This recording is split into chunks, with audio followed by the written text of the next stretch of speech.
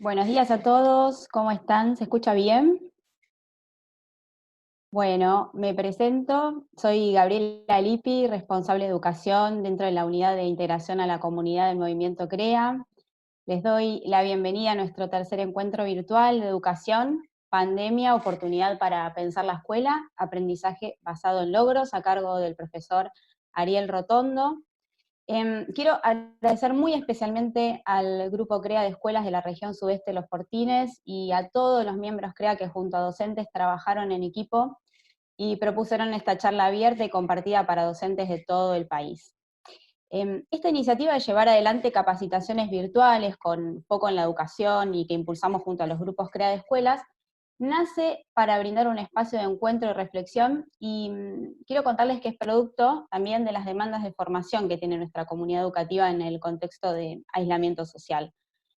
Un escenario que sin dudas nos abrió todo tipo de preguntas y que mediante estos ciclos de encuentro compartido intentamos ir haciendo camino al andar para ir encontrando las respuestas. También es un gesto para acompañarlos a transitar estos espacios, apoyarnos mutuamente con solidaridad, con compromiso y sobre todo, decimos nosotros, con una mirada cuidadosa hacia aquellos que no están accediendo al nuevo panorama de enseñanza y aprendizaje.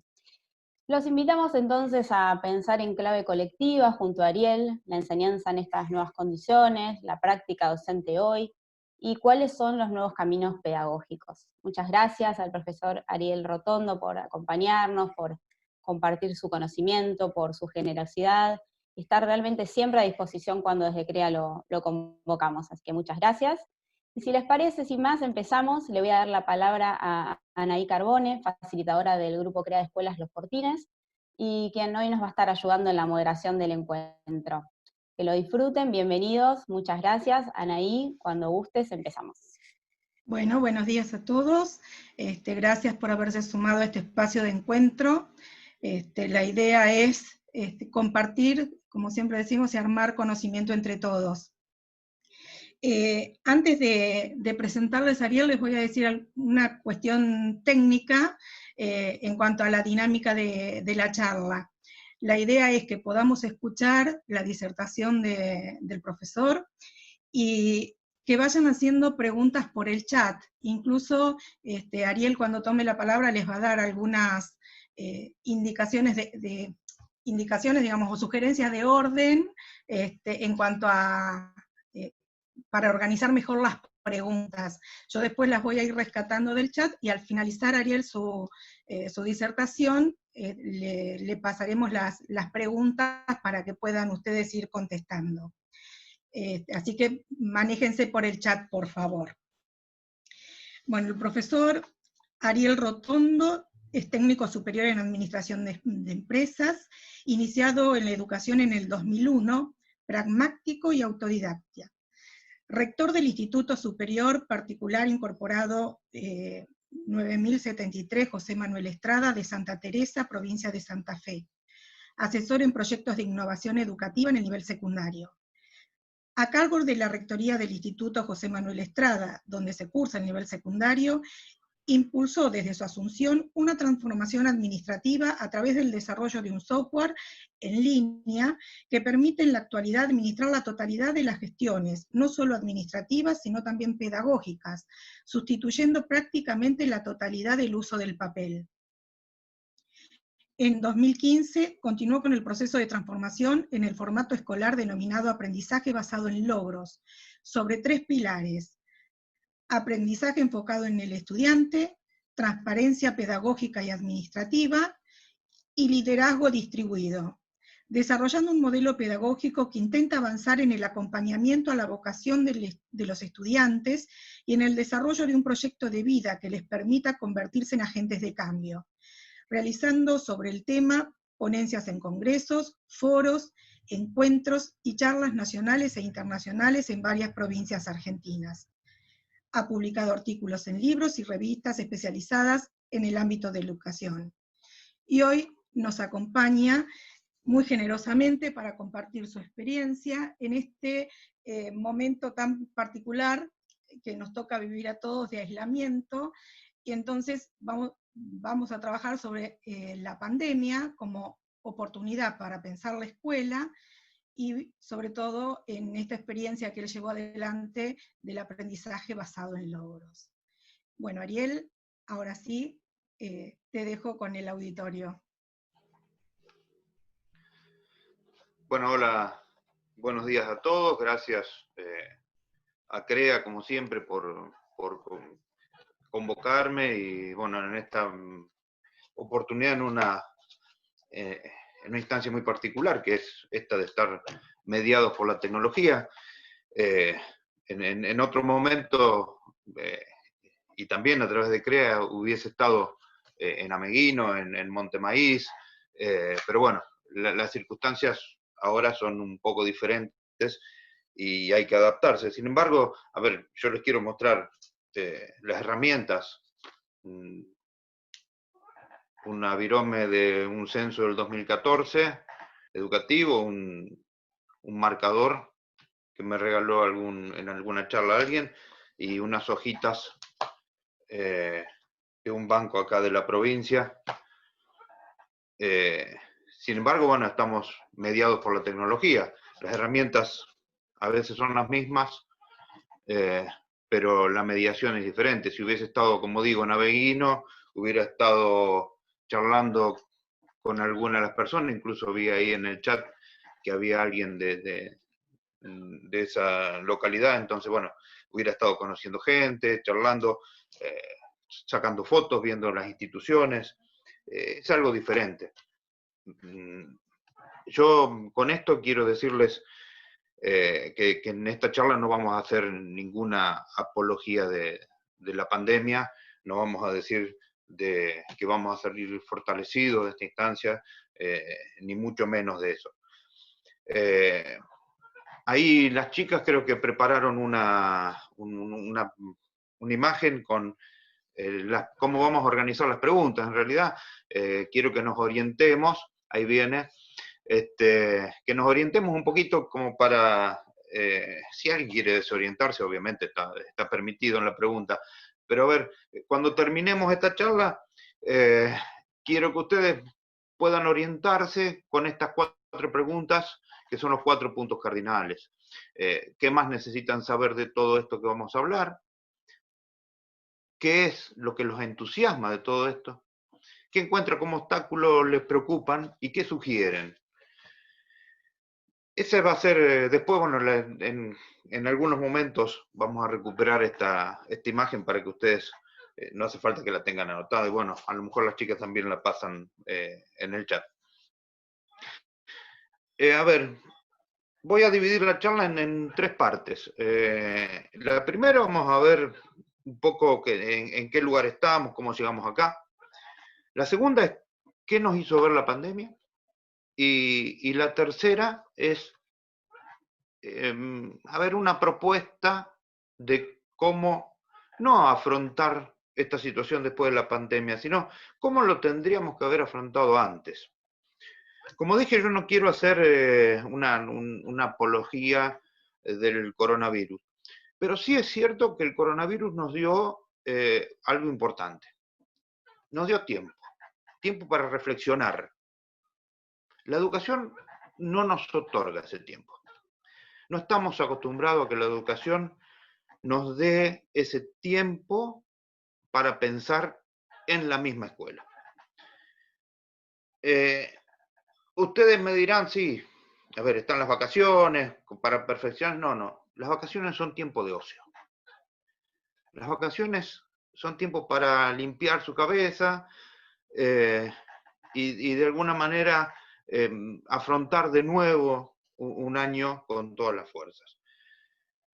Como digo, la educación no nos otorga ese tiempo, está permanentemente tensionada, y la pandemia nos dio este momento para reconstruir, para reforzar algunos vínculos en distintos ambientes, por ejemplo, dentro de la familia, en el trabajo, en las instituciones.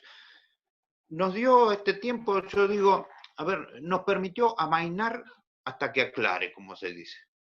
Sin embargo, esto no sucedió. La pandemia nos dio ese tiempo, pero esto no sucedió. Nos enredamos, digo, en el verdadero sentido de la palabra. Nos metimos en la red, nos metimos en Internet. Enseguida comenzamos a meternos en un lugar en donde era necesario revolver permanentemente el agua y el aceite para que no se note la diferencia. Así pasamos hasta ahora, 120 días, 4 meses, sin darnos cuenta que habíamos pasado un discurso de, bueno, llegó la pandemia, va a aparecer una nueva escuela, a uno que en realidad era adaptar la vieja escuela a un protocolo sanitario. Pasamos de un formato pedagógico a un formato sanitario y no nos dimos cuenta. ¿Podemos recuperar ese tiempo para pensar la nueva escuela? Siempre estamos a tiempo de hacerlo porque, bueno, a ver, estamos vivos. Ahora eso no significa que sea ya tarde. Sigue siendo tarde para pensar la nueva escuela. Podríamos estar hablando que, a ver, de esto del vínculo pedagógico, de cómo se perdió, de cómo se recuperó, en qué ambientes se pudo aprovechar este vínculo pedagógico, de la continuidad pedagógica. Podemos hablar también que el 60% de los chicos están en riesgo educativo. Podemos hablar también cómo entramos en esto, cómo nos enredamos y cómo salimos. Pero, ¿tiene algún sentido esto? ¿Tiene algún sentido? Es peligroso, digo yo, subordinar la educación a la pandemia. Creo que los problemas de la educación son preexistentes a la pandemia y esto es importante. Es importante, digo, no subordinar la educación a la pandemia. Y acá hay una cuestión que es también, no quiero polemizar tampoco en esto, pero no quiero tampoco dejar de decirlo. ¿Cuál es la participación del Estado en todo esto? A ver, el Ministerio de Educación se creó como institución pública en 1854, tiene casi 170 años. Y hay algo anecdótico, pero no menos particular e importante en esto, es que, a ver, cualquier docente está activo durante 20, 25, 30 años. El nombre de Ministerio de Educación en estos casi 170 años fue menos de 20 años. Un poquito más de 20 años en realidad. 20 años. Significa que ningún docente hoy activo, ni ningún docente que estuvo desde el primer momento en la educación, tuvo como nombre de su Ministerio de Educación Nacional el nombre de Ministerio de Educación. Siempre fue Ministerio de Educación y Cultura, y Deporte, y Ciencia, o Instrucción, etcétera, etcétera. El primer nombre, bueno, de Ministerio de Educación se lo dio Perón en el 49, significa que casi habían pasado 100 años, un poco más, 90 años, hasta que llevó el nombre de Ministerio de Educación. Entonces, esto parece algo anecdótico, algo irrelevante, pero en realidad tiene que ver con la importancia de la educación. ¿Y qué importancia le da el Estado a la educación? Hoy, bueno, tenemos la suerte, por lo menos, que el Ministerio de Trota lleva el nombre Ministerio de Educación. Entonces, cuando pensamos en qué función tiene el Estado, uno piensa esto de, bueno, tiene que garantizar la educación. Realmente no es tan así, sino que lo que se debe garantizar es la igualdad de oportunidades para el acceso a la educación. Y esta igualdad de oportunidades no es para los chicos, no es para los estudiantes. Esta igualdad de oportunidades es para los docentes y para las escuelas, para las comunidades. Entonces me pongo a pensar que si después de 170 años de Ministerio de Educación, entre comillas, tuvimos que recurrir a la impresión de 10 millones de cuadernillos, 5 series de 10 millones de cuadernillos que se repartieron en supermercados, algo ha fallado en todo este tiempo. Si tenemos que pensar que para adaptar las escuelas a un protocolo sanitario estamos pensando que tienen que tener agua potable y baños adecuados, algo ha fallado. Si después de 170 años de Ministerio de Educación, todavía nuestras escuelas tienen, nuestros docentes y nuestros estudiantes obviamente tienen dificultades para acceder a la información, tienen dificultades para acceder al conocimiento, algo ha fallado. Ya Sarmiento lo dijo, que por qué si el campo utiliza las mejores herramientas, la escuela no lo puede hacer. Y esto no podemos decir que es responsabilidad de la pandemia. Tampoco podemos decir que gracias a la pandemia se va a comenzar a buscar una solución para estos problemas. Sarmiento también, ya que lo nombré, tenía un cargo muy, a ver, alentador, si se quiere. Luego de ser presidente, senador, lo nombraron superintendente general de escuelas. Creo que Roca tuvo esa idea, no, tampoco quiero polemizar sobre Roca, obviamente, pero esto de nombrarlo superintendente de escuelas. Y realmente no se puede pensar la educación sin escuela. No se puede pensar una educación sin el edificio escuela, más allá de cómo sea ese edificio. No se puede brindar la igualdad de oportunidades sin ese elemento congregante que es la escuela. Después en el medio puede haber un montón de anécdotas educativas, pedagógicas, de vocación, docentes que viajan 20 kilómetros bajo la lluvia, en el barro, que dan clases debajo de un árbol. A ver, obviamente mi admiración y mi total admiración a todas esas personas, pero el Estado,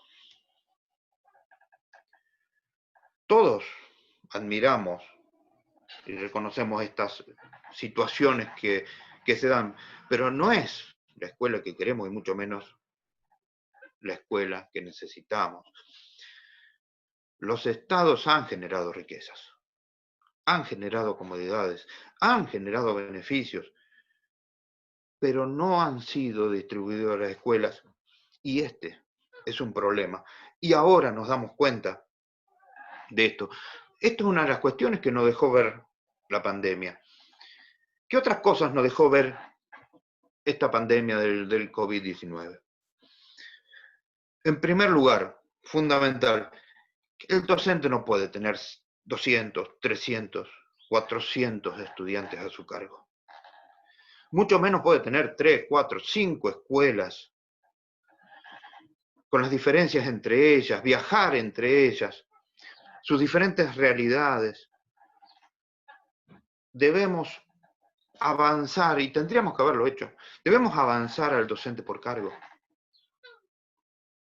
Primero, a ver, ¿cómo se hace esto? Primero con un programa nacional de concentración horaria. En esto tenemos, esto lo vimos. O sea, no podemos vivir, a lo mejor en el día a día, en el trajín diario, no nos damos cuenta. Pero 300, 400 estudiantes es realmente algo ilógico. Quizá tengamos que organizar esto. Un programa, como digo, de concentración horaria, y también hoy no podemos pensar en esta división por materias tan atomizada. Debemos empezar a pensar en otras acreditaciones, incumbencias por áreas disciplinarias y no tanto por materias, como digo. En este segundo punto, obviamente, es el de que debemos avanzar también rápidamente en la integración de áreas disciplinares, en un aprendizaje mucho más integral. Ahora, ¿esto qué significa? Esto ineludiblemente nos va a llevar a replantear muchas cuestiones, especialmente el secundario, y especialmente también con la titulación del nivel secundario. Tenemos un marco para la orientación de los aprendizajes consensuado en el Consejo Federal, y este marco nos plantea el desarrollo de las capacidades. A ver, resolución de problemas, las leo ya que está, son 6 las que plantea el MOA, resolución de problemas, pensamiento crítico, digo, aprender a aprender, trabajo con otros, comunicación y compromiso y responsabilidad. Sin embargo, tenemos un título del secundario que no refleja en absoluto esas capacidades. Dice lengua tanto, materia tanto, etc. Entonces esto es algo que también tenemos que replantearlo. Esto tenemos que repensarlo en lo que tiene que ver esto, repensar la escuela, repensar la educación. También, entonces, consecuentemente, tenemos que replantearnos el tema de las orientaciones. En este escenario tiene muy poco sentido, entonces es una cuestión que también tenemos que pensarla desde el punto de vista de igualdad de oportunidades, y son temas que a lo mejor podríamos haberlo aprovechado este tiempo como para consensuarlo entre toda la comunidad educativa. El otro punto que tiene que ver también con esto es el tema de la evaluación. Incluso en algún sentido se ha desacreditando tanto no la evaluación, sino la calificación, que bueno, entonces, a ver, si en el título ponemos un número y ahora decimos que el número no sirve absolutamente para nada, hay una discordancia entre estos pensamientos.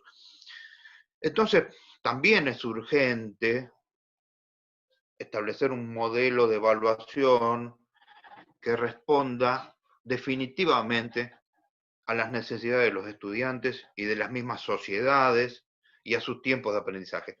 Esto no significa que hagan los trabajos cuando quieran, sino ir avanzando y reconocer ese avance según sus capacidades y sus necesidades.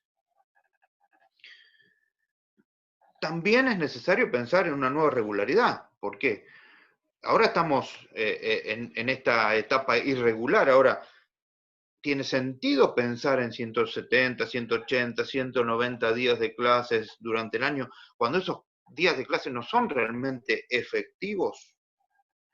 A lo mejor tenemos que pensar en otro tipo de aprendizaje y la tecnología sí nos va a acercar también a estas cuestiones. Hay otro tema que tiene que ver también con los tiempos administrativos. Hoy estamos trabajando como hace 170 años, con turnos de exámenes en una fecha determinada, comienzo del ciclo, fin de ciclo, etc.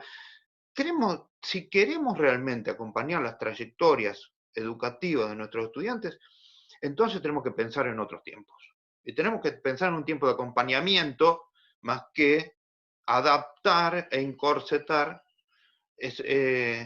la educación, el aprendizaje a estos tiempos. Otro de los puntos importantes que nos dejó ver la pandemia es la reformulación de la formación docente. Yo no digo en el tramo inicial de formación docente, sino también en la formación durante el ejercicio de la docencia. Es necesaria, indispensable, una formación de la docencia a medida de las escuelas, a medida de las necesidades de las escuelas. Por eso también digo que es importante el docente por cargo. Y esa formación no tiene que ser el momento de ocio. Como lo dije al principio, el momento de ocio es el momento para limpiarnos y poder disfrutar de otras cuestiones más allá de la diaria de la educación.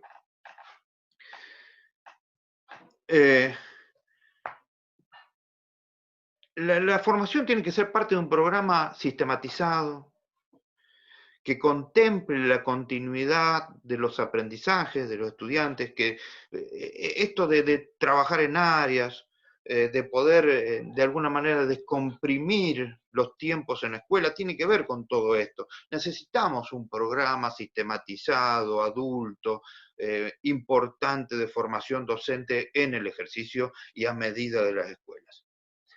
Y en este caso también, hablando de formación, no podemos olvidarnos de la formación de la gestión directiva.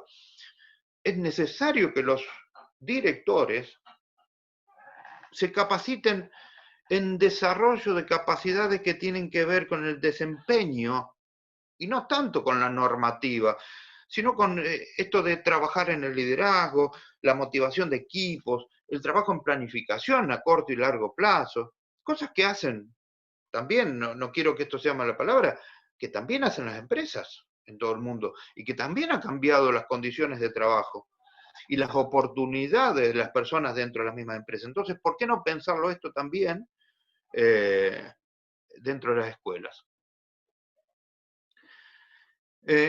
El cuarto punto, creo que en este momento es el que está más, más en tela de juicio, que es tiene que ver con el aprovechamiento de los recursos tecnológicos, especialmente con esto de las nuevas, pues ya no son tan nuevas, tecnologías de la información y la comunicación.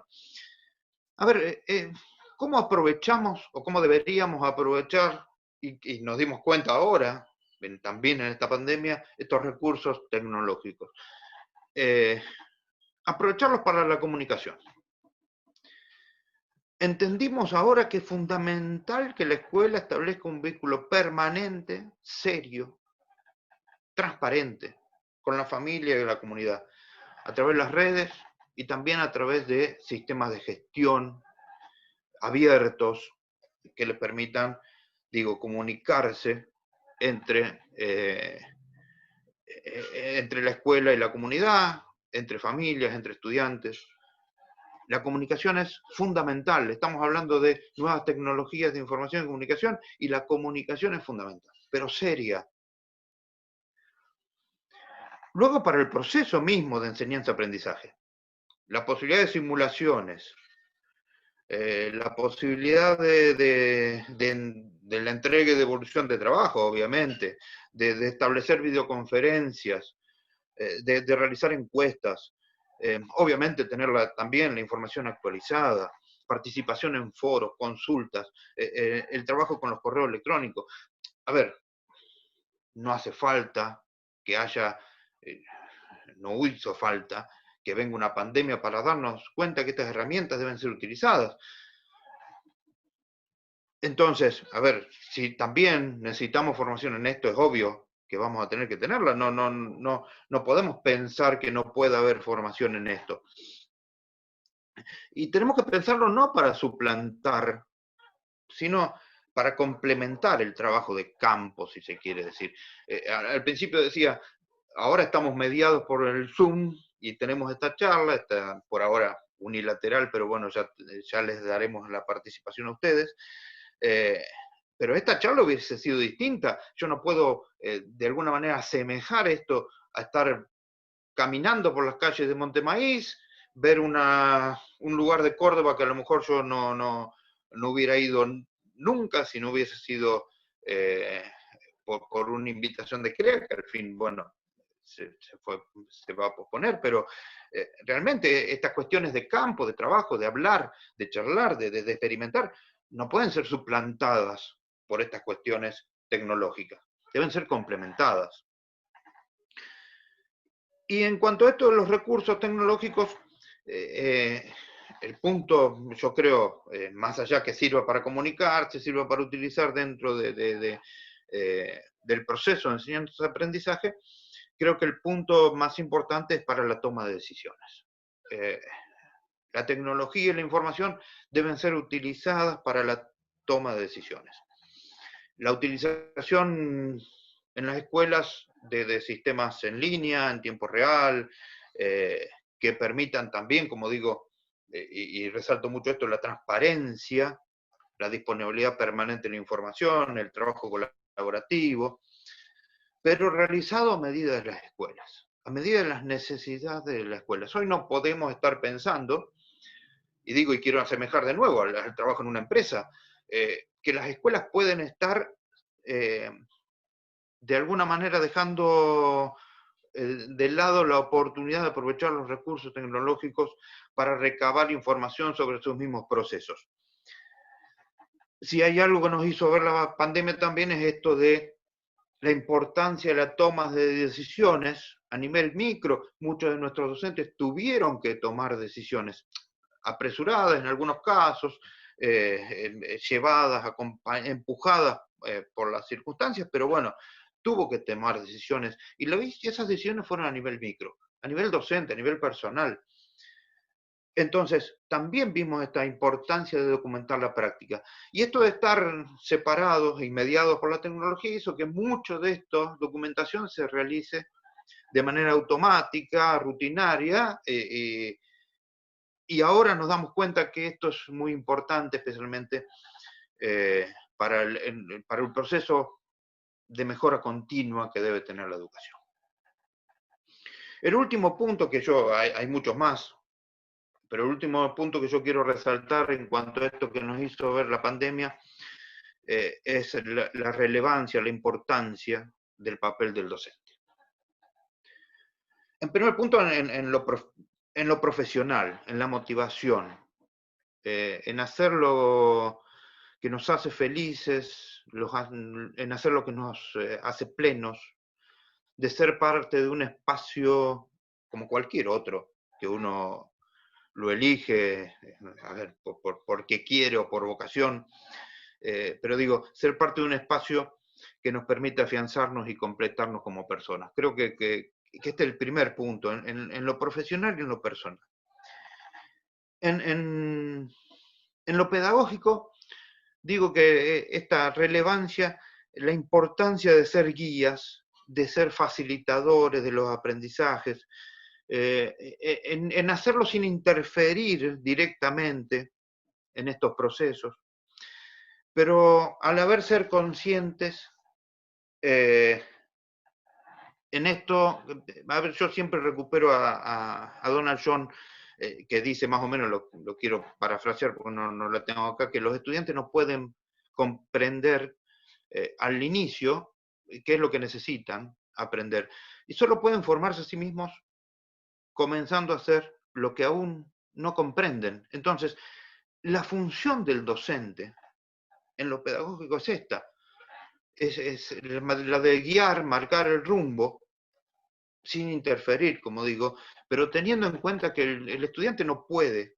saber, no va a saber lo que necesita, es el docente el que tiene que hacerlo. Y lo último, a ver, esta relevancia en lo social. Y quiero hacer mucho hincapié en esto. A ver, tengo acá, ¿dónde tengo el marcador? A ver, lo remarco. Con esto quiero decir, estamos hablando de dar respuesta a la sociedad.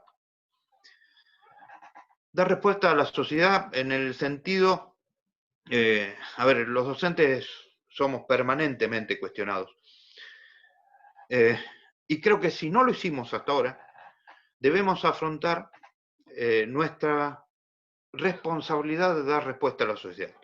Pero no por lo que la sociedad quiere y exige de la escuela y sus docentes, sino a través de la puesta en valor,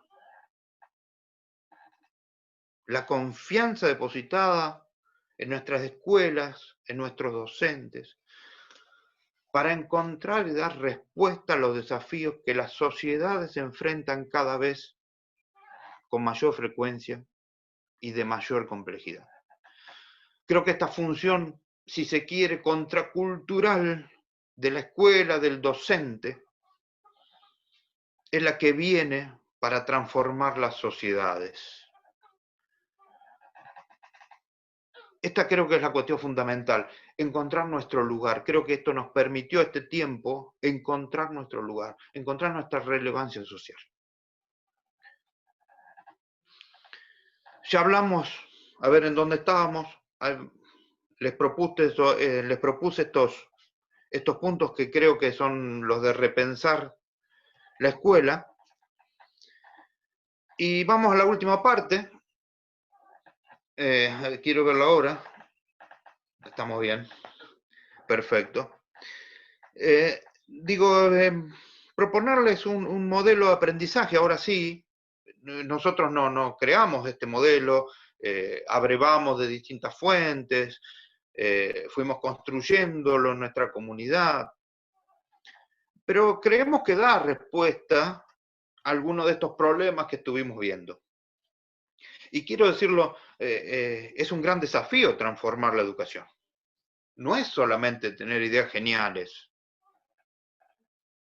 Hay mucha gente que tiene ideas geniales, que las escribe, que las comparte, pero el desafío de transformar es llevarlo a cabo. Es hacerlo, es plasmarlo, es verlo, es tocarlo. Es así de simple, ¿eh? No se trata de pensar e idear, sino se trata de poner en práctica. Ahora, para hacerlo es necesario repensar, volver a pensar,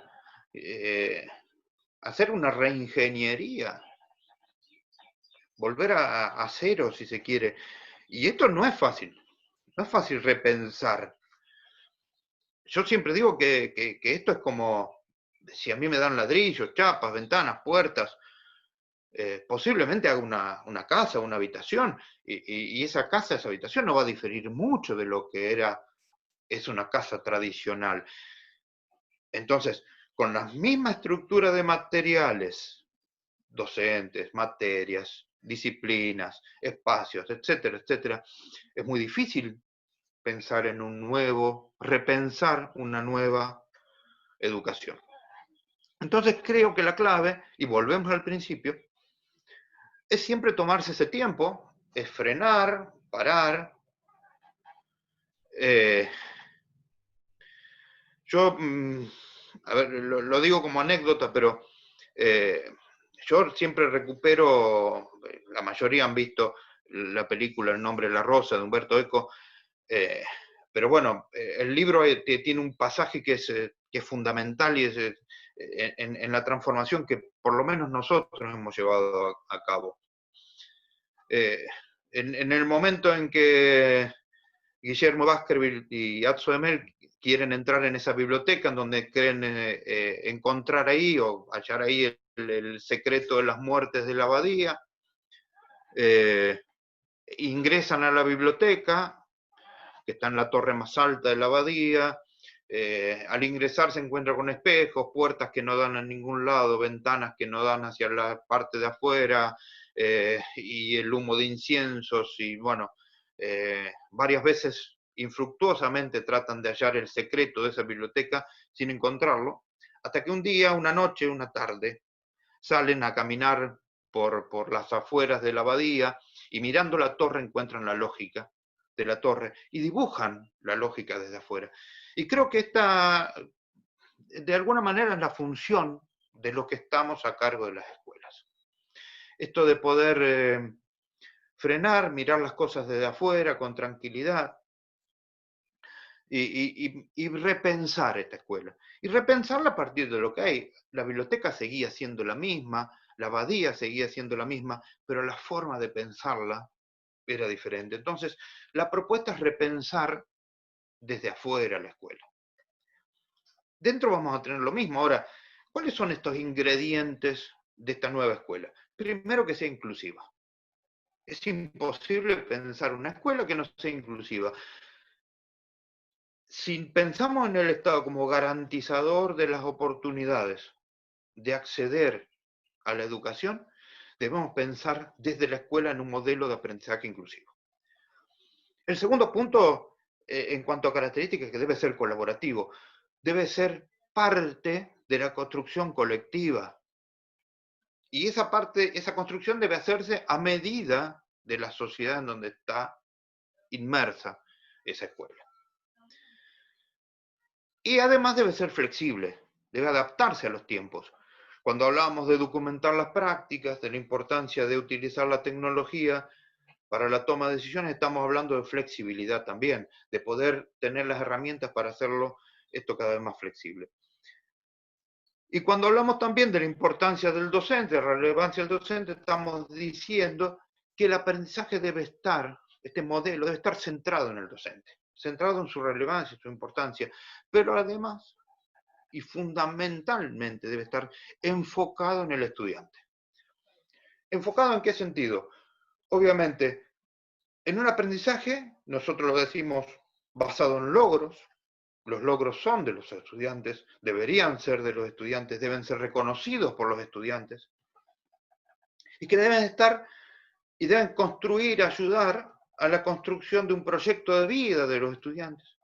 Deben ayudar al desarrollo de su vocación y también al desarrollo de la autonomía. La autonomía vista, obviamente, como esta responsabilidad de actuar con libertad, pero a la vez siempre en relación con los demás, en relación con el otro.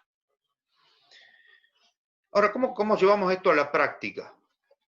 En primer lugar es pensar al revés. Nosotros estamos muy acostumbrados, por nuestra formación, digo nosotros los docentes, estamos muy acostumbrados a decir, bueno, yo soy profesor de matemáticas, tengo que dar matemáticas. Bárbaro, nadie pone en tela de juicio esto. Obviamente, el profesor de matemáticas tiene que dar matemáticas, y el de lengua tiene que dar lengua, y el de idioma tiene que dar el idioma, porque para eso fueron formados, porque su vocación y su formación son esas. Ahora, ¿de qué forma? ¿Cuál es esa forma de repensar? Recupero la palabra, repensar también la práctica docente. Esto es el desafío en que estamos. Entonces, primero tenemos que, y sigo con esta palabra, recuperando las cosas que vimos que nos hizo ver la pandemia. El tema de los contenidos. No podemos seguir, como dijimos, pensando en contenidos tan atomizados. Debemos estar pensando en contenidos más integrados. En nuestro caso, en nuestro modelo pedagógico, hemos creado un método, el método BIN, que le decimos, BIN por básico, importante y necesario, en donde aquellos contenidos básicos son los que permiten seguir aprendiendo, son básicos, son basamentos para poder seguir aprendiendo otras cuestiones. Los importantes son aquellos que están muy relacionados con el contexto, con los intereses de los estudiantes, con lo que pasa, con lo actual. Y los necesarios son aquellos que tienen que ver directamente con el proyecto de vida, con la vocación, con el desarrollo de la autonomía de los estudiantes.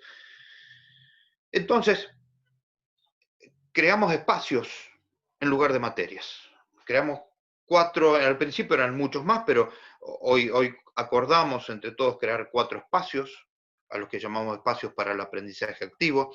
Si después queremos, en estas dudas que ustedes pueden tener, estas sugerencias, que ustedes pueden plasmar a través del chat y después poder responder, podemos ampliar, digo, todo esto.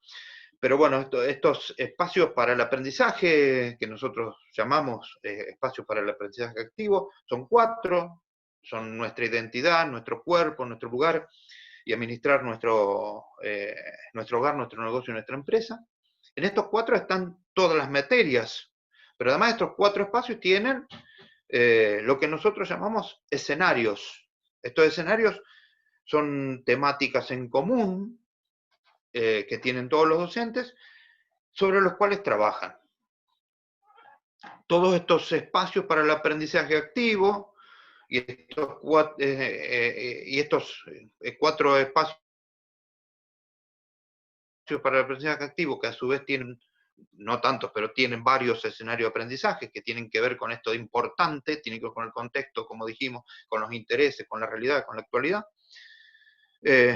Estos están conformados por varios docentes, como si fuesen sus nuevas materias, trabajan allí diferentes estrategias, la hacen según su disciplina, obviamente, y están relacionados con las materias, y están relacionados también con las calificaciones, y están relacionados también con las capacidades, competencias, habilidades, como ustedes quieran llamarlo, de los estudiantes.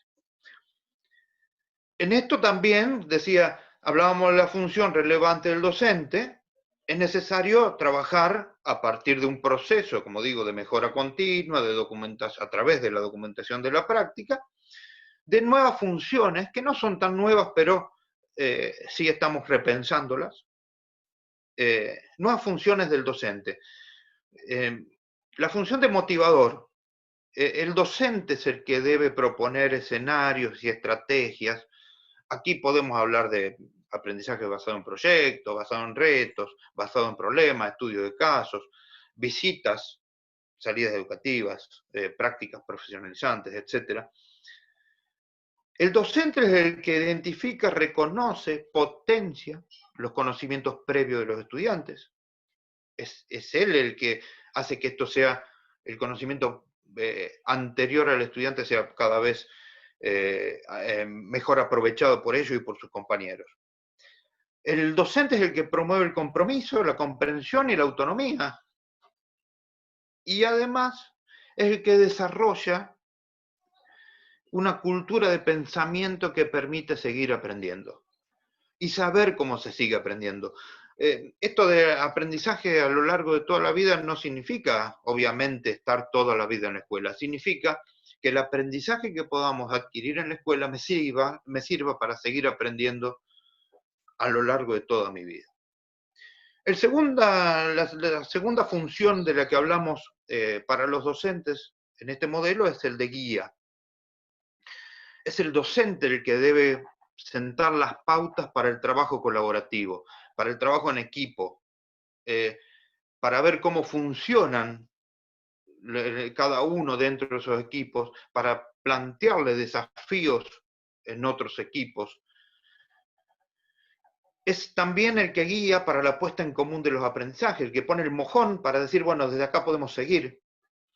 Es el que promueve también esta tutoría entre pares, que tiene que ver también con identificar lo que sabe cada estudiante y lo que puede darle a sus compañeros, o al mismo como docente. Y también es que incentiva la evaluación personal y colectiva, la evaluación de los aprendizajes propios y los aprendizajes que se hacen con los demás. Y la tercera función es la de validador de los aprendizajes. Obviamente es el docente quien debe intervenir activamente para la valoración de los logros de los estudiantes, en lo personal, como dije, y en lo colectivo. Pero además es el que debe presentar nuevos desafíos, nuevos objetivos, obviamente para seguir aprendiendo y desarrollar nuevas habilidades, que de eso se trata. Hablamos de los contenidos. Obviamente esto lleva a un formato temporal y espacial diferente en la escuela. No es fundamental, pero sí se puede hacer, se hace esto de poder trabajar incluso con más de un docente en clase, bueno, un montón de estrategias. Pero llegamos al tercer punto, que es la evaluación, cómo se evalúa todo esto. Cuando hablamos de aprendizaje basado en logro, estamos hablando de aprendizaje basado en la evaluación.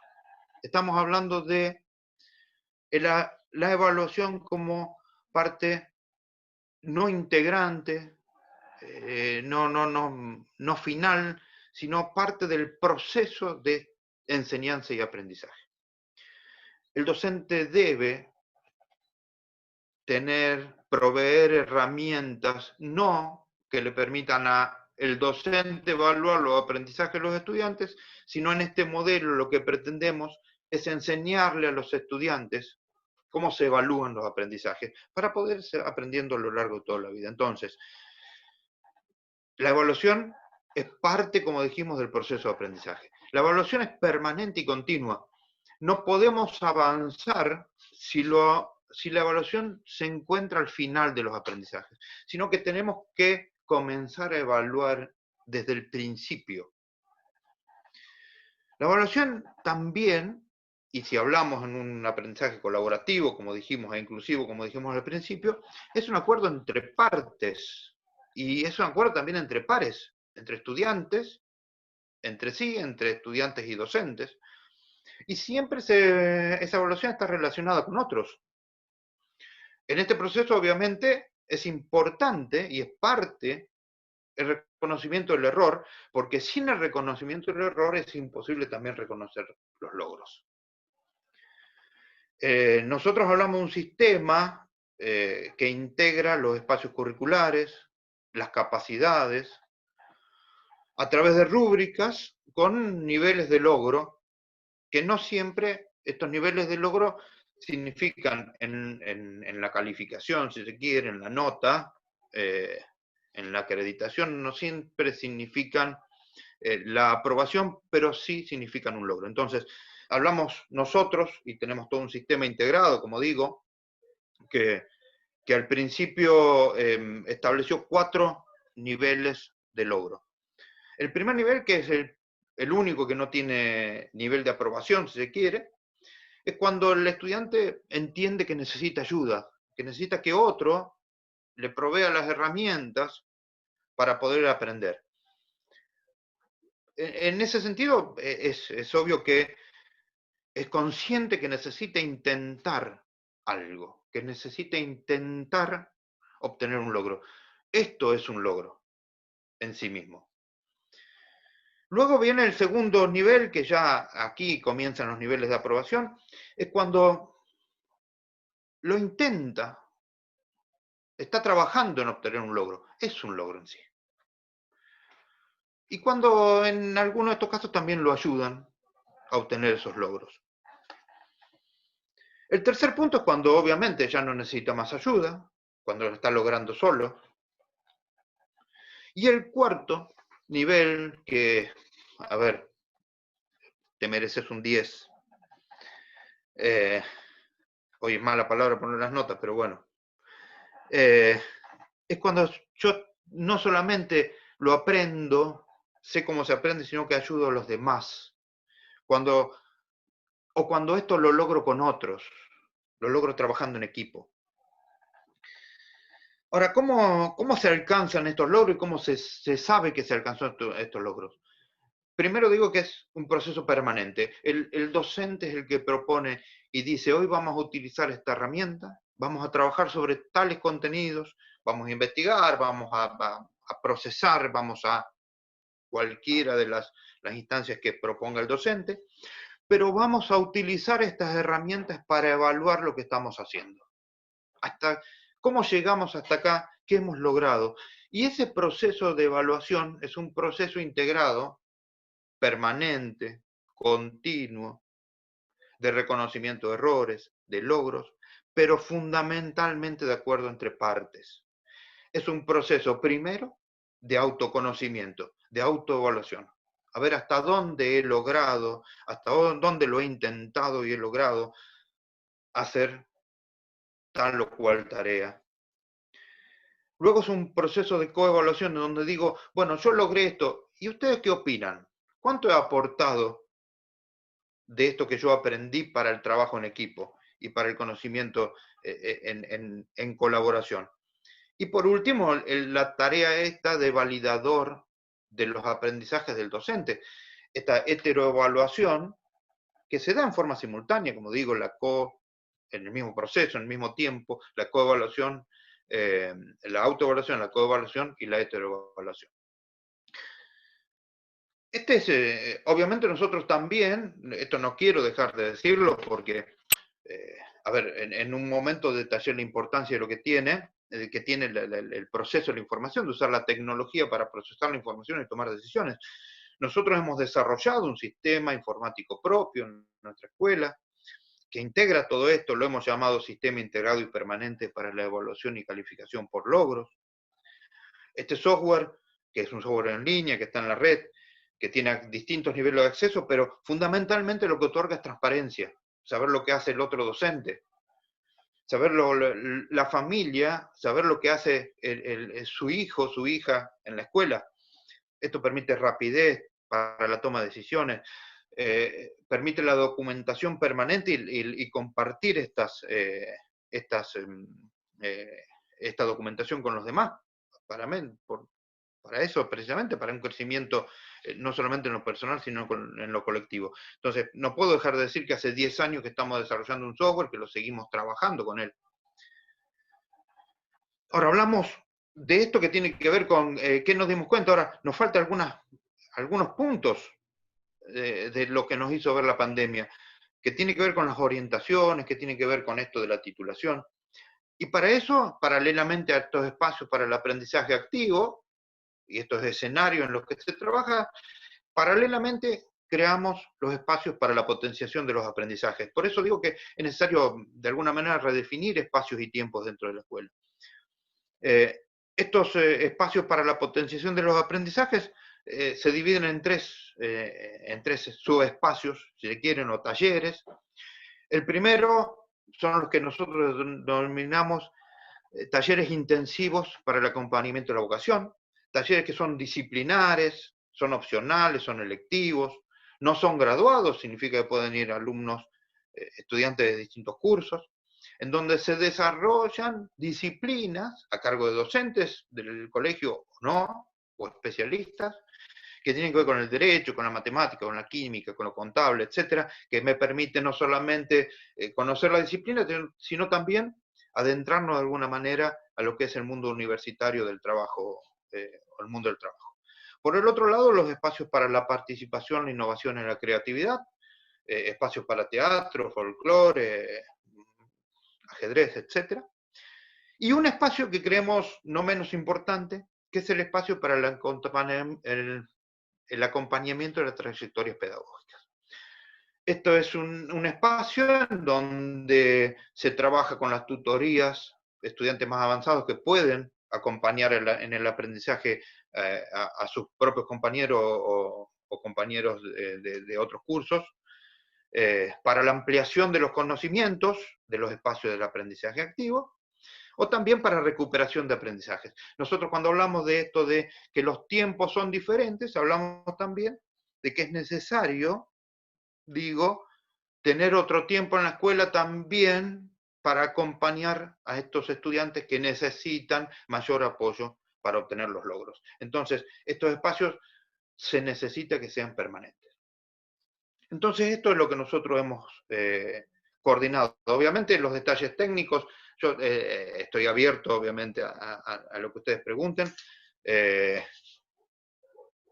intentado, no quiero tampoco en esto tener toda la verdad, simplemente, como les decía, nos dimos la oportunidad de repensar la escuela, nos dimos la oportunidad de hacerlo, y nos dimos también la oportunidad de poder ver que lo que pensamos e hicimos dieron resultados. En la promoción del año pasado es la primera vez en la historia de la escuela que no tuvimos ningún repitente, ningún abandono, y estamos bajando nuestros niveles de acompañamiento a las trayectorias pedagógicas, son prácticamente al 100% y prácticamente al 0% de fracaso.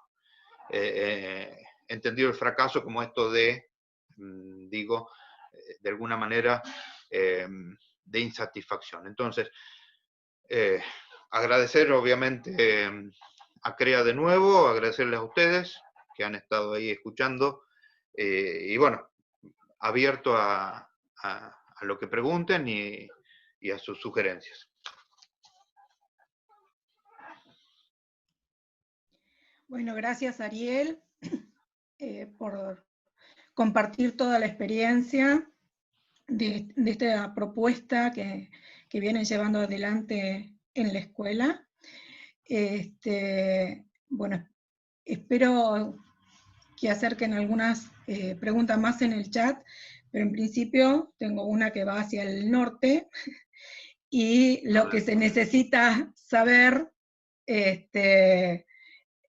un poco más es en relación a la estructura de los espacios en la escuela para llevar adelante esta propuesta. Los espacios físicos. Sí, entiendo, sí, a los espacios físicos, cómo funcionan el tema entre división de aulas, años, más allá de los talleres, ¿no? A ver, la estructura horaria y la cantidad de horas, la división por cursos, etcétera, etcétera, es la tradicional. Lo que tiene es, si se quiere, un formato diferente en el sentido de que no tenemos la hora de matemáticas, sino que tenemos la hora del espacio de nuestro cuerpo, y ahí estarán trabajando sobre algunas cuestiones que tienen que ver precisamente con el cuerpo y que tienen relación con contenidos matemáticos. Esto no significa que el 100% se esté dando estos contenidos en relación al cuerpo. El profesor de matemáticas está trabajando con contenidos básicos adicionales que permiten seguir aprendiendo y que permiten incorporar estos conocimientos básicos a los importantes para el desarrollo del espacio y dentro de ese escenario de aprendizaje. Lo que sí tenemos son 3 horas diarias de estos espacios para aprendizaje activo y 1 hora 20 para los espacios para la potenciación de los aprendizajes. No todos los días para los mismos cursos. La oferta es, como digo, elegida por los estudiantes, propuesta por los docentes, elegida por los estudiantes y a veces sugerida por los estudiantes. Los estudiantes, no tenemos teatro directamente en la escuela, pero bueno, los estudiantes quieren teatro, tenemos un taller en donde contratamos a una persona que pueda dar teatro, a veces lo contratamos, a veces incluso son ex estudiantes, obviamente según las necesidades de una escuela que no tiene muchos recursos, como muchas, pero bueno, hay ex estudiantes que quieren participar o personas de la comunidad que quieren participar y que son bienvenidos. Incluso hay gente de la comunidad o de comunidades vecinas que quieren participar y quieren proveer espacios, talleres para esto. Entonces, utilizamos incluso los distintos... la escuela nuestra no está desprovista de espacios de uso común. Además de los salones, son 5 salones, pero además hay lugares y tratamos también de armar la escuela de tal manera que estén disponibles estos lugares físicos, rediseñar la sala de profesores, abrirla, bueno, un montón de espacios, el patio también es utilizado para esto, e incluso algunas instituciones como la Biblioteca Popular del Pueblo o la Casa de la Cultura del Pueblo. O sea, es cuestión de poder redefinir estos espacios y adaptarlos a esta nueva estructura. No sé si responde, Anaí, a lo que habían preguntado. Entiendo que sí, y creo que también de alguna manera le respondes a Nancy, que dice, qué inspirador, los talleres son en contraturno, dice, dado por profesores voluntariamente, ¿cómo lo definen? Creo que ahí estaría en parte contestado. Sí, perdón. Nosotros entendemos, así como dije que para el docente el tiempo de ocio es tiempo de ocio, también creemos que el tiempo fuera de la escuela del estudiante es tiempo fuera de la escuela que tiene que aprovechar para reconstruir, en algunos casos, o reforzar vínculos con la sociedad. Me parece que es fundamental esto de que el espacio que ocupa la escuela debe ser el espacio que se le asigna a la escuela. Esto me parece, a ver, una redundancia, e incluso parece hasta irreal en este momento, en donde las necesidades son tan grandes, sociales, que la escuela ocupa lugares que no debiera ocupar. Entonces, esto que hoy lo decimos, pero ¿qué hacemos con los chicos de la calle? Bueno, ¿qué hacemos con los chicos de la calle? Es una respuesta que básicamente debe responder la escuela, pero básicamente la debe responder. O sea, en principio debe responder la escuela. Cuando dijimos, el docente debe debe ocupar ese lugar de transformador social, contracultural, debe transformar, mejor dicho, debe brindar las herramientas a los jóvenes, y es más, el profesor de secundaria, que es lo que más me ocupa a mí y más me preocupa, debe brindar esas herramientas para que el adolescente se convierta en un agente de cambio, que pueda transformar la realidad. Entonces, podemos pensar, bueno, la escuela es un lugar que el Estado utiliza para, está bien dicho, pero no reemplaza. No reemplaza. Y en el momento, nuestro pensamiento debe estar destinado a liberar a la escuela de todas estas tensiones. Hoy hasta aprovechamos el comedor escolar, y lo digo aprovechamos, y quiero que se entienda esto, agarrémoslo con todas las pinzas quirúrgicas que podamos. No podemos aprovechar el momento de entregar un bolsón de comida para que los chicos lleven las tareas que realizaron. Me parece que esto es una deformación del modelo de educación que necesitamos y por el que tenemos que luchar. A lo mejor es crítico esto, pueden o no estar de acuerdo en lo que pienso, pero creo que esto también tiene que ver con lo que decía al principio. Deberemos tener algún día un ministerio de educación que por lo menos durante los 30 años de vida útil, activa de un docente, se llame igual y que sea Ministerio de Educación. Otra pregunta, Ariel. ¿Qué rúbricas tienen en cuenta para la aprobación de logros? Nosotros, bueno, como dije, todo el proceso de construcción de este modelo fue de manera colaborativa.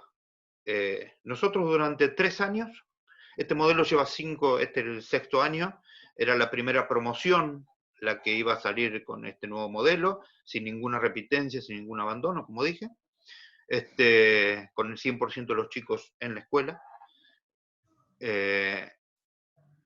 Digo, durante 3 años fuimos documentando nuestras prácticas. ¿Qué es lo que queríamos que aprendan? ¿Cómo lo íbamos a hacer? ¿Qué íbamos a evaluar? ¿Y cómo nos fue? A partir de eso, acordamos una veintena de criterios de evaluación, donde uno solo tiene que ver con la comprensión de la temática. Los demás tienen que ver con capacidades o habilidades, trabajo en equipo, resolución de problemas, de situaciones problemáticas, mejor dicho, cuestiones de comportamiento, etcétera, etcétera, etcétera. Entonces, dentro de esa veintena de criterios de evaluación, se establecen estos 4 niveles de logro que les fui comentando. El primer nivel de logro no es de aprobación, pero es un nivel de logro, significa que no tenemos niveles de no logro. ¿Quién impulsa el primer nivel de logro? Un compañero o un docente o un tercero, por ejemplo, la familia. Dentro de esos niveles tenemos otros que son criterios de evaluación, en esa rúbrica tenemos subcriterios. Estos subcriterios están íntimamente relacionados con el instrumento de evaluación. Por ejemplo, si hablamos de una habilidad de organizar los conocimientos, estaremos trabajando con listas de cotejo y estaremos trabajando cómo precisamente evaluarse a través de esas listas de cotejo. Al principio serán mucho más simples para un primer año y ya para el último año de estudio serán mucho más complejas o no se estarán aplicando como un criterio de evaluación. Por ejemplo, si estamos hablando del aprovechamiento del uso de herramientas tecnológicas y en primer año estamos hablando del uso del celular, por ejemplo, no podemos seguir evaluando el uso del celular hasta el último año de estudios.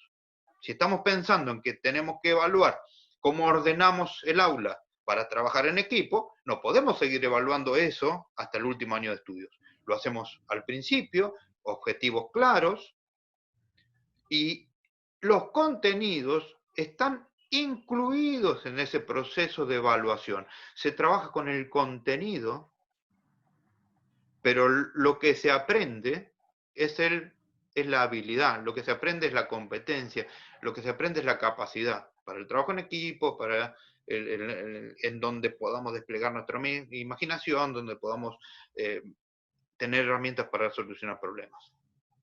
Por ejemplo, esta forma de organizar las preguntas, a la que no todos, es muy, muy gracioso, porque las preguntas de los que están en este momento como espectadores, en este momento ya están participando, digamos, son participantes, deberían saber, necesito saber tal cosa, me entusiasma tal cosa, sugiero tal cosa o me preocupa tal cosa. Sin embargo, las preguntas no son de esa forma. Entonces, esta forma de organizar el aprendizaje es una de las formas que tenemos nosotros para trabajar con los estudiantes. Seguimos con lo que necesitan saber. Otra de las preguntas dice, si esta organización de espacios y tiempos están pautadas en el proyecto institucional y está aprobada por los inspectores. A ver, los inspectores no deberían aprobar absolutamente nada. Quiero decirlo, a ver, si hay un inspector escuchándome.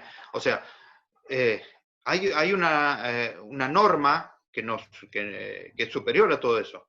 Obviamente, las que emanan del Consejo Federal de Educación, marco de orientación de aprendizaje, lo que emanan de los diseños curriculares jurisdiccionales, en Santa Fe data del 2014.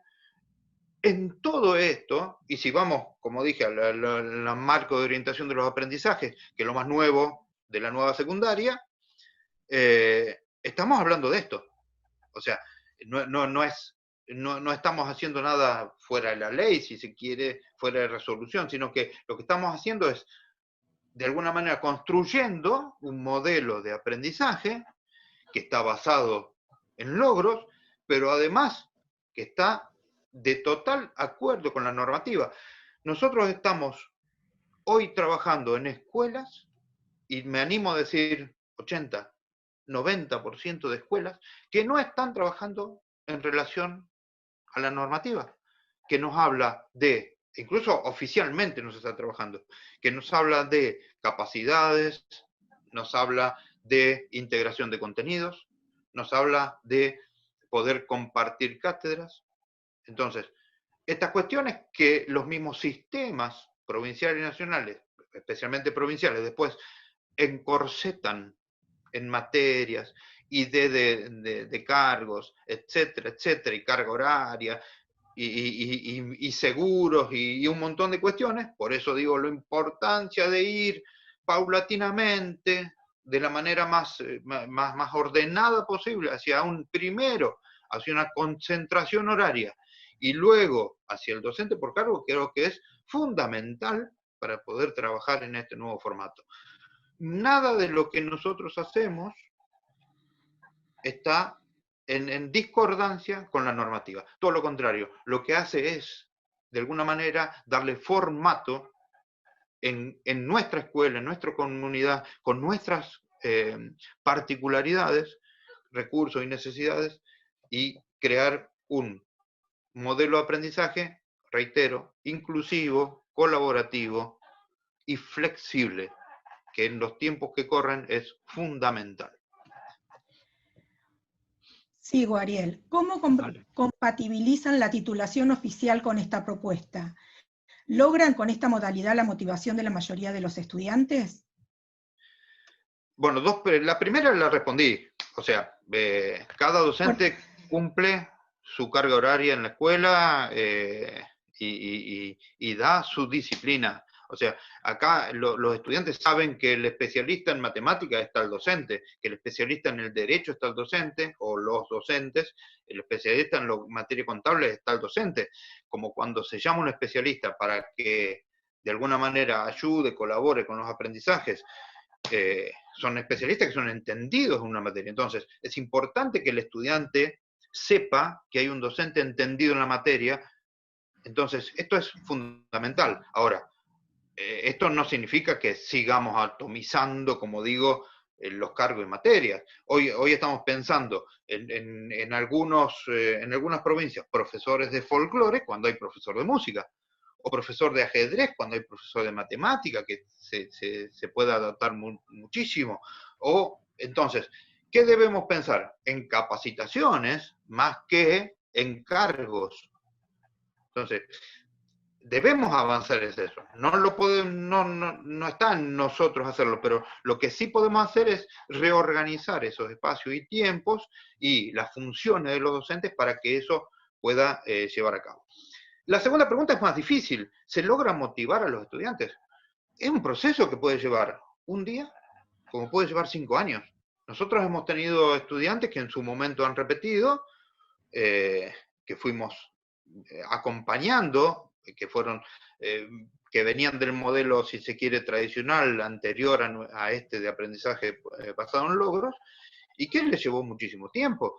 Y hay estudiantes que también les lleva mucho tiempo. Lo que pasa que también es cierto que esta motivación debe ser, primero, trabajada por el docente. Es el docente el que debe, de alguna forma, encontrar las herramientas para provocar esta motivación. Esta provocación, que debe ser, digamos, fuerte, esta provocación puede ser con el mismo ejemplo del docente, puede ser con la ayuda de la familia. Para eso existen también tutores, docentes tutores, tutores generales para toda la escuela. El preceptor trabaja también como tutor, que acompañan estos procesos. Primero lo identifican, pueden verlo y después trabajan y acompañan con todo esto.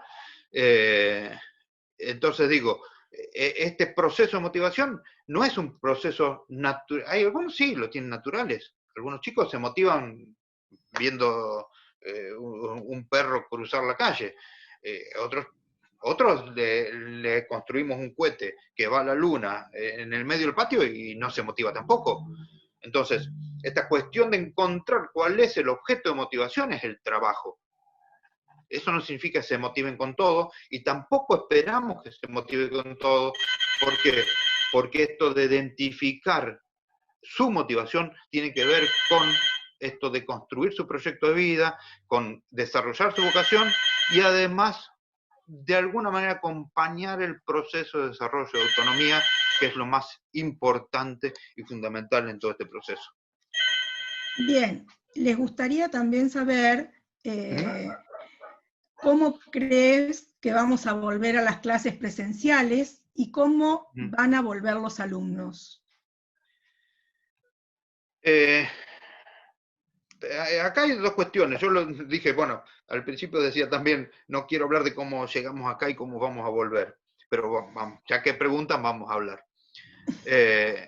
Creo que la misma respuesta está en eso, en cómo llegamos acá.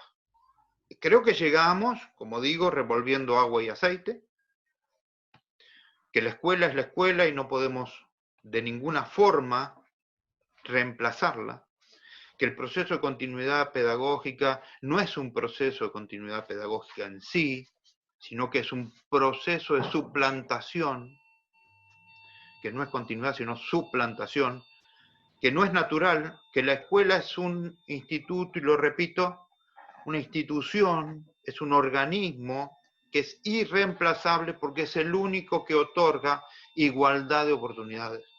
Es el lugar en donde podemos congregarnos para igualarnos. ¿Cómo vamos a volver? Primero tenemos que pensar que el componente fundamental de la escuela es el docente. Entonces, debe haber un proceso de readaptación a la escuela.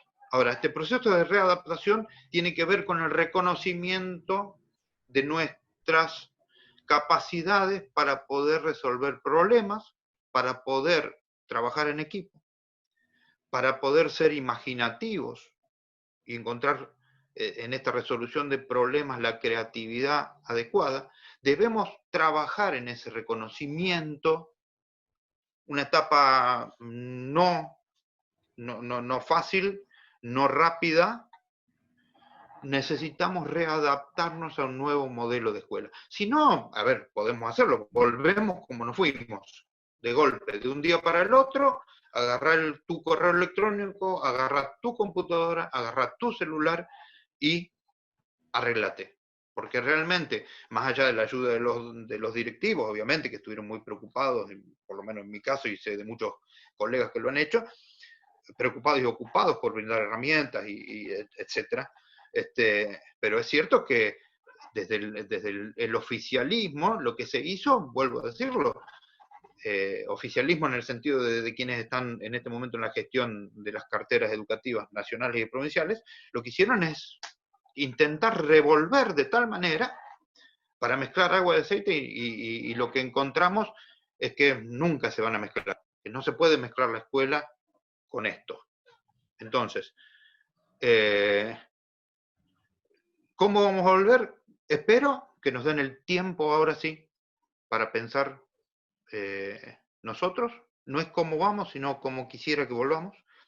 Tenemos que reunirnos, vernos las caras, a 2 metros de distancia, como quieran, pero debemos recuperar la institución escuela.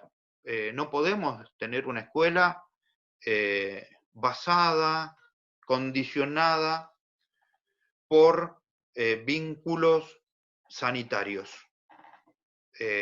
aunque debemos hacerlo.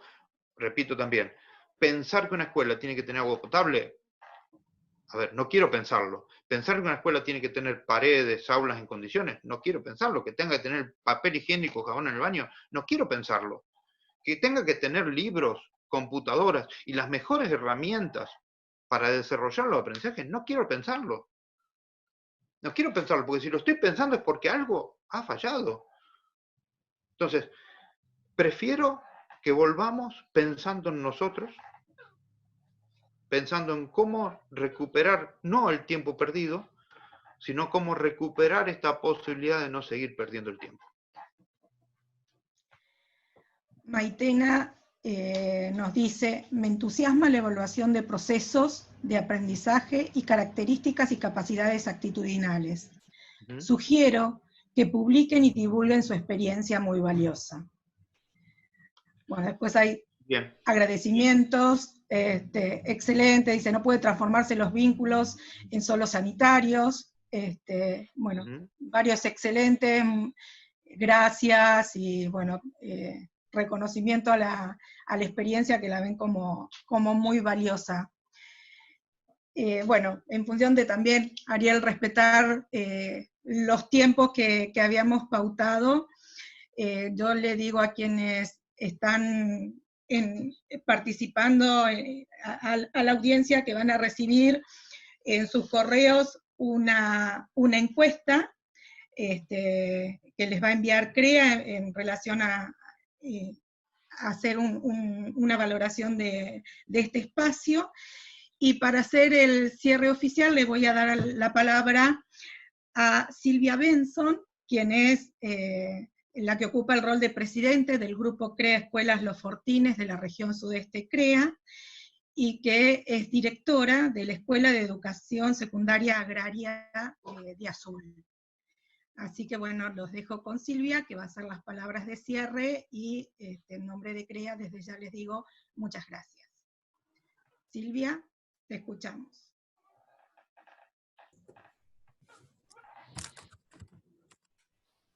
Bueno, muy buenos días.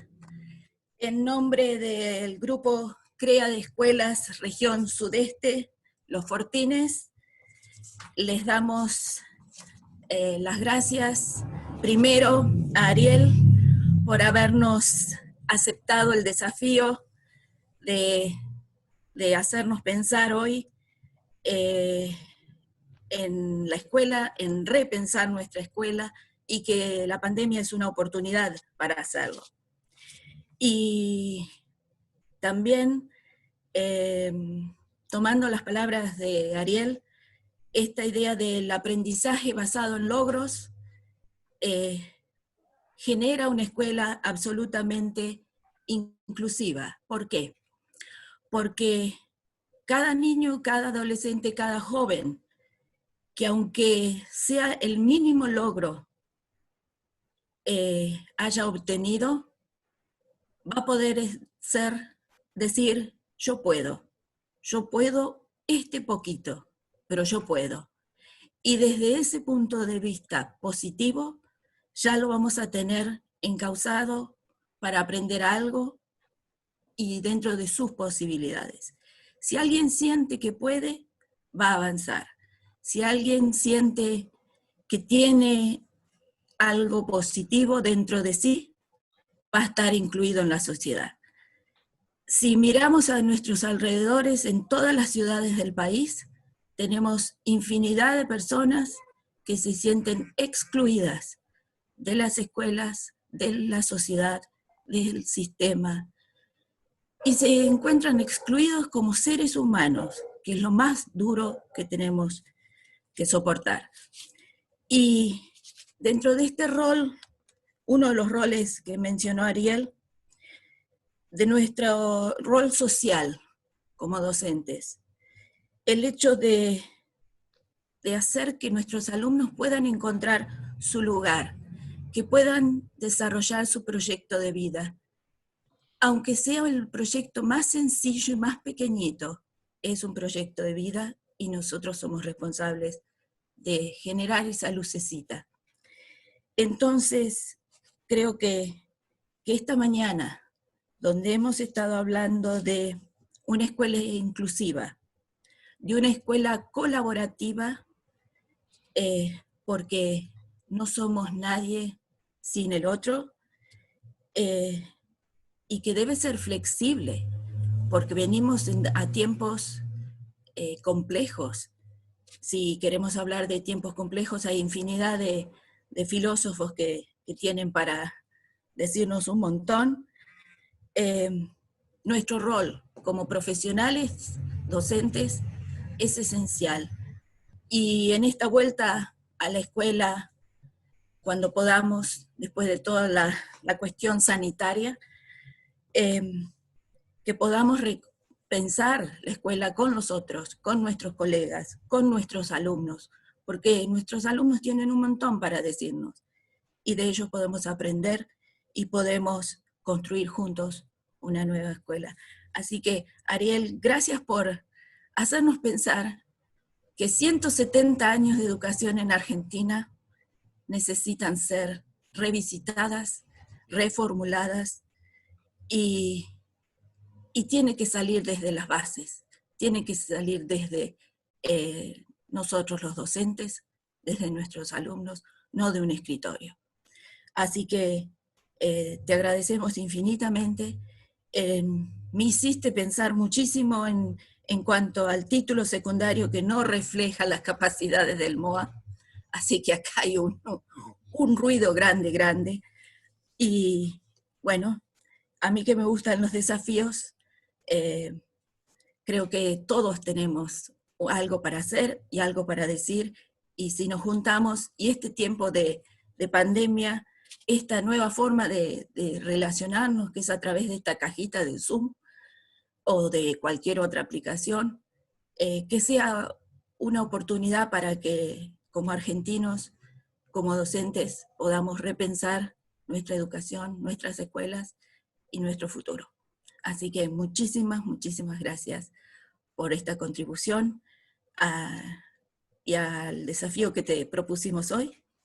Y les pido lo mismo que le pidió Anaí, que respondan la encuesta. Es importante para nosotros para poder seguir formulando otras propuestas, y estamos abiertos a escuchar las ideas que nos pueden dar a través de las encuestas. Así que muchísimas gracias y a seguir pensando. Bueno, muchas gracias a ustedes por la invitación también. Gracias, Ariel. Gracias a todos por haber compartido este espacio de reflexión.